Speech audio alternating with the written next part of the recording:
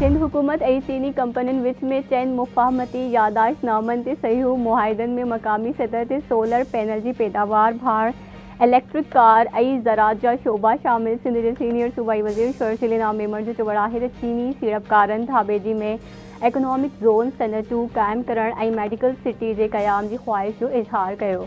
Medical city जे क़याम सां 50,000 नौजवाननि खे नौकरियूं मिलंदियूं। सीड़पकारनि ऐं कारोबारी माण्हुनि जो एतमाद बहाल थियणो आहे। सिंध हुकूमत सीड़पकारनि खे मुकमल तहफ़्फ़ुज़ फ़राहम कंदी। सुप्रीम जुडिशल काउंसिल के इजलास में जजिस कोड ऑफ कंडक्ट की तरमीमुनि लाइ जस्टिस मुनीब अख्तर की सरबराही में कमेटी जोड़ी वही। पधराई मूजिब इजलास में जजिस कोड ऑफ कंडक्ट में तरमीमुनि जो मामलो गौर हेठ आयो। जुडिशल काउंसिल जजिस खिलाफ 50 इनफरादी शिकायतुनि जो जाइज़ो वरितो, जिन मां 30 शिकायतूं ख़ारिज कयूं वयूं। 5 शिकायतुनि ते जवाब घुरियो। कंहिं जज खिलाफ शिकायत या तफ़सील या नाले जो ज़िक्र न कयो पियो। माइक्रोसॉफ्ट इस्तेमाल थींदड़ वापेदारनि जे अकाउंट्स ऐं लॉगिन पासवर्ड्स के साइबर हमलन जो ख़तरो। हसास डेटा ताईं पहुच ऐं डेटा चुराइण लाइ साइबर हमलन खां ख़बरदार कंदे national cyber emergency response team advisory जारी करे छॾी। काबीना डिवीज़न जी मातहत national cyber emergency response team जी एडवाइज़री में चयो वियो आहे त माइक्रोसॉफ्ट विंडोज़ सिस्टम ज़रिए नेटवर्क ताईं पहुच लाइ साइबर हमलन जो ख़तरो आहे। हैकर्स नेटवर्क ऐं हसास ॼाण ताईं पहुच हासिल करे सघनि था ऐं हैकर्स खे को फाइल खोलण जी बि ज़रूरत नाहे हूंदी।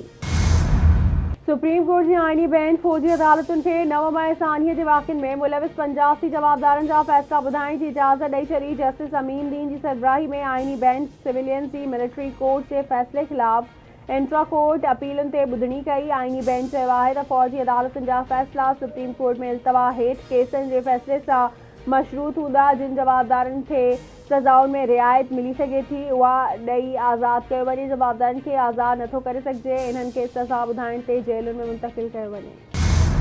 सेनेट मां नेशनल फॉरेंसिक एजेंसी बिल 2024 इतिफ़ाक़ी राय सां मंज़ूर थी वियो। कानून वारो वज़ीर आज़म नज़ीर तारड़ तरफ़ां पेश कयल बिल में सेनेट मेंबरनि जूं तरमीमूं बि मंज़ूर कयूं वयूं। आज़म नज़ीर तारड़ जो चवणु आहे त ॿिटी शहरियत रखंदड़ शख़्स नेशनल फॉरेंसिक एजेंसी जो DG मुक़ररु नथो करे सघिजे। वज़ीर खे 1500 CC गाॾी ऐं 400 लीटर पेट्रोल ॾिनो वेंदो आहे।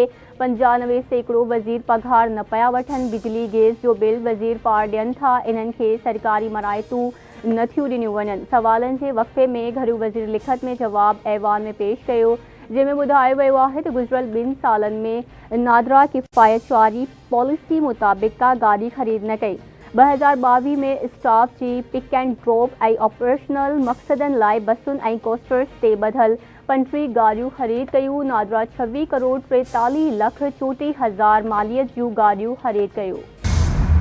आलमी बैंक कराची खे पाणी जी फ़रहामी ऐं नेकाल वारे मंसूबे लाइ $24 करोड़ कर्ज़ ॾियण जी मंज़ूरी ॾेई छॾी। आलमी बैंक तरफ़ां पाकिस्तान खे फ़राहम थींदड़ $24 करोड़ जा fund Karachi water and sewerage project 2 ते ख़र्च कया वेंदा। आलमी बैंक मुताबिक़ मंसूबे तहत कराची जे शहरनि खे साफ़ पाणी फ़राहम कयो वेंदो ऐं शहर में पाणी जी नेकाल वारे निज़ाम खे बहितर बणायो वेंदो।